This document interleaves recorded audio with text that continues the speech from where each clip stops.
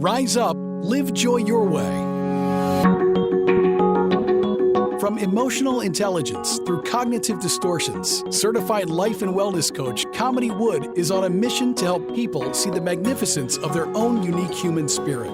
Through these small bites of self-visualization and self-confidence, you can have healthy relationships, success in business and career, and live the life you want to live. Rise up, live joy your way.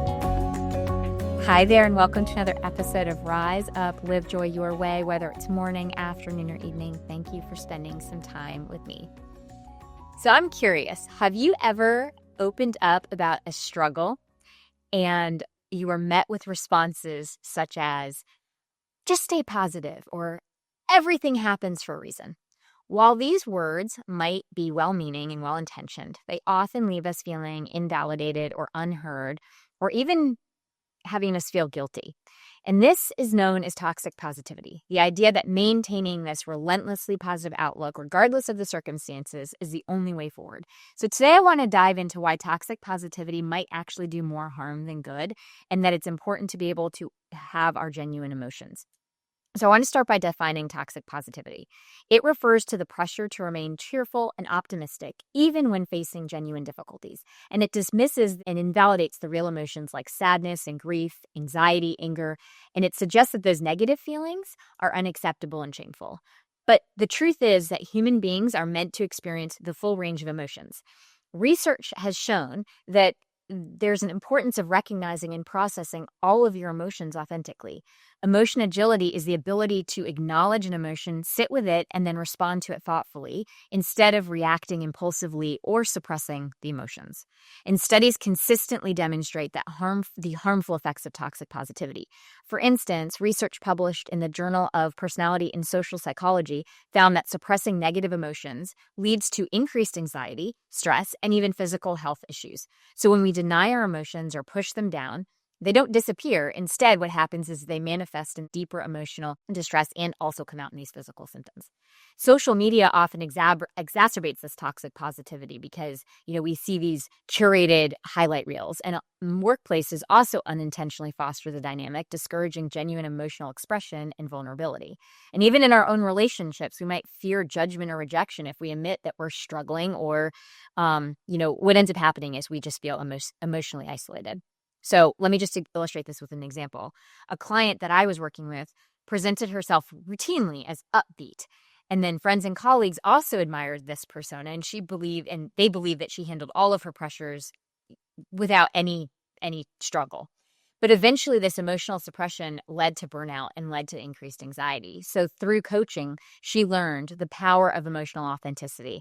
And what we worked on was acknowledging and then expressing her true feelings. And when she was able to do that, she was able to create these deeper connections, increased her resilience, and also her emotional well-being. Authentic positivity is acknowledging the good and the difficult, which actually in this client's case became her new way of showing up.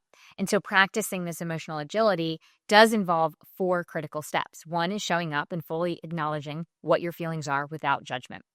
The second is stepping out, observing your emotions, objectively recognizing you have the feelings, but you're not your feelings, right? So don't over-identify with them. It's just a part of you is feeling that way. Then walking your why, making decisions aligned with your core values, even in the presence of those emotions, and then taking purposeful, values-based action rather than reacting impulsively. These steps will allow you to genuinely process your emotions and turn the discomfort into opportunities for growth. If you're ready to move beyond toxic positivity, here are some strategies that you can start implementing. First, genuine emotional validation. Allow yourself and others for their emotional experiences. Replace dismissive statements with empathetic ones, such as, wow, I really can see that you're hurting and I'm here with you. The second thing is to embrace journaling. Spend a few minutes actually recording your feelings without labeling them as good or bad. They're just feelings. And that practice helps cultivate that emotional awareness and also a sense of acceptance. And then third is to expand your emotional vocabulary. Naming your emotions actually empowers you to move beyond them, and it increases your emotional resilience and your emotional intelligence. And just remembering that authentic positivity isn't about ignoring life's challenges. It's about embracing all aspects of our experiences. And when we honor our genuine emotions, we create deeper connections, build true resilience, and also are able to create and live into authentic joy.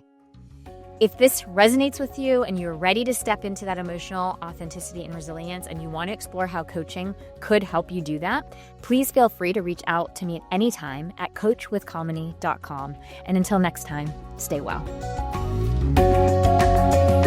Thank you for listening to Rise Up, Live Joy Your Way.